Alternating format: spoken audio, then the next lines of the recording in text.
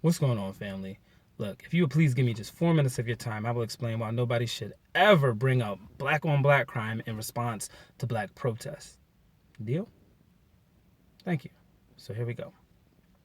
When a black person kills their neighbor, which some ignorantly refer to as black on black crime, that black person is typically investigated, arrested, arraigned, indicted, and convicted.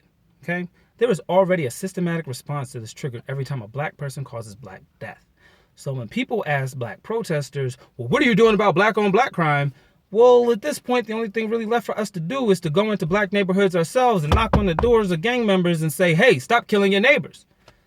And does anybody believe that that would actually be effective? Even a little bit.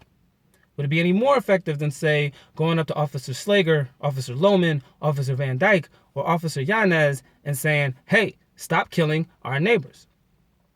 Doubtful, right? You see, we understand that killers are going to kill whether they have our blessing or not. And it doesn't matter whether the killer is black, white, or blue. So our purpose right now is to make sure that the criminal justice system holds all killers equally accountable for the deaths that they cause. Period. Okay, that's our point. So when you see people protesting blue violence, and when you see people asking police to stop killing us, we aren't actually talking to the killer cops themselves, or even anybody that might co-sign to their ideology. No, we are talking to you, America. We are talking to the good cops, the good prosecutors, the good politicians, and all the good citizens of America that can use their voice to make a difference. We are talking to all the people that can stand with us and help put actual laws into place that adequately punish blue crime.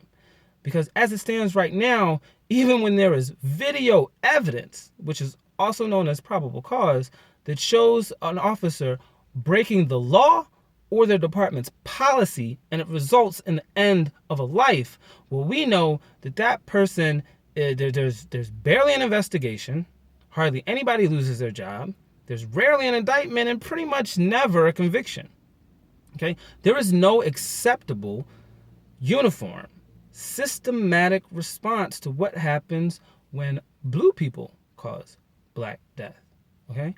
Those black lives that are illegally and unjustly ended by blue lives are typically swept under the rug and treated as collateral damage in this war on crime that don't really matter.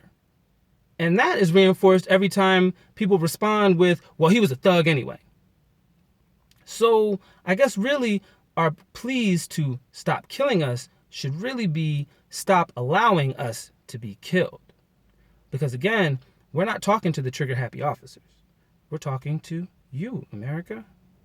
Stop letting cops that illegally and unjustly end black lives to get away without just punishment. That's all we want. But what about black on black crime? Okay, so to answer that question, America is already doing a hell of a job holding black murderers accountable. In fact, America has never had a problem punishing black crime. As a country, we are experts at that shit. So the only question that is still left unanswered is, what is America going to do about blue on black violence, on blue on black crime? Now, I eagerly await your answer to that one.